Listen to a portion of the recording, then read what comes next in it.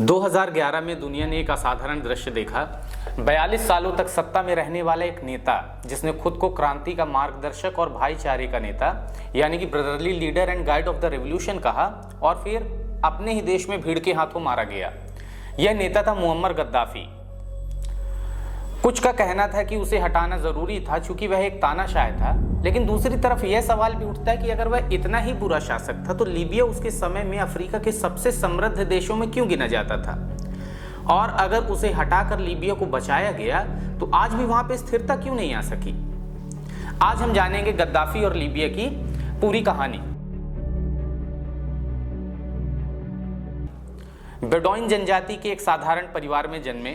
Bedouin एक घुमंतू जनजाति है जो अरब में रहती थी, तो उसमें इनका जन्म हुआ। सेना में ये अधिकारी बने और फिर 42 सालों तक लीबिया में शासन किया। गद्दाफी सन 1969 में सत्ता में आए। उन्होंने एक सैन्य तख्ता पलट में किंग इद्रिस ऑफ लीबिया की राजशाही को हटा दिया। उस समय गद्दाफी महज 27 साल के थे। तब लीबिया गरीब देशों में गिना जाता था। तेल उद्योग पर विदेशी कंपनियों का नियंत्रण था। गद्दाफी ने सत्ता में आते ही सबसे पहले तेल उद्योग का राष्ट्रीयकरण किया, विदेशी सैन्य ठिकानों को बंद कराया, और 1970 के दशक में तेल उत्पादन बढ़ने से सरकारी आय तेजी से बढ़ी। और वर्ल्ड बैंक के रिपोर्ट के अनुसार 2010 में लीबिया की per capita income 12,000 US dollar थी। उसी समय भारत की प्रति व्यक्ति आय 1400 यूएस डॉलर थी, यानी औसतन एक लीबियाई नागरिक की आय भारत के नागरिक की आय से लगभग 8 से 10 गुना ज्यादा थी। गद्दाफी ने शिक्षा के क्षेत्र में भी काफी काम किया। उनके शासन में शिक्षा काफी हद तक मुफ्त थी। कई यूनिवर्सिटीज बनाई गई, विदेशों में पढ़ाई के लिए स्कॉलरशिप भी दी जाती थी। और 1960 के दशक में जिस लीबिया की लिटरेसी रेट, साक्षरता दर लगभग 20% थी, वो 2009 तक बढ़कर 85% हो गई थी। स्वास्थ्य सेवाएं भी काफ़ी हद तक राज्य द्वारा प्रदान की जाती थी। सरकार ने काफ़ी सारी सामाजिक योजनाएं भी शुरू की, जैसे सरकारी आवास प्रोजेक्ट, घर बनाने के लिए कम ब्याज में लोन मुहैया कराना, शादी के लिए फिनेंशियल हेल्प।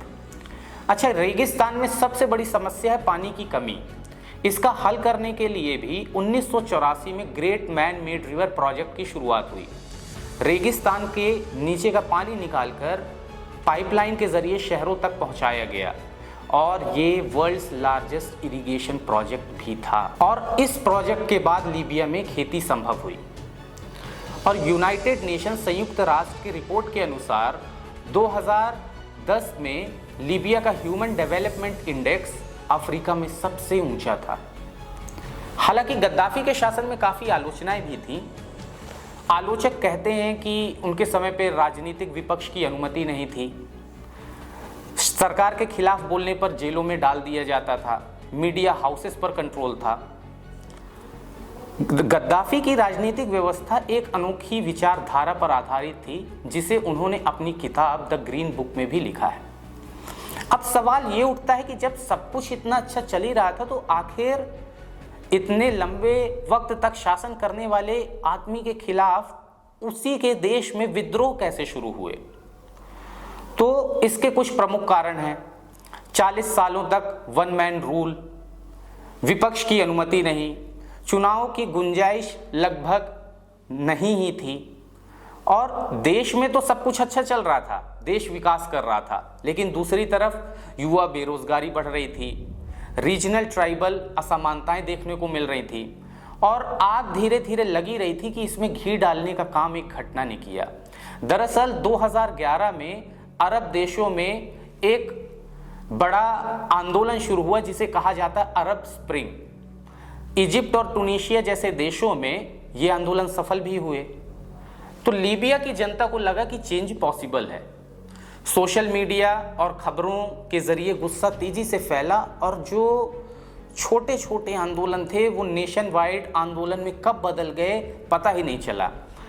लड़ाई बढ़ने के बाद संयुक्त राष्ट्र सुरक्षा परिषद, यूनाइटेड नेशन सिक्योरिटी काउंसिल ने एक प्रस्ताव पास किया जिसे कहते हैं United nation security council resolution 1973। इसके तहत लीबिया में नो फ्लाई जोन लागू किया गया।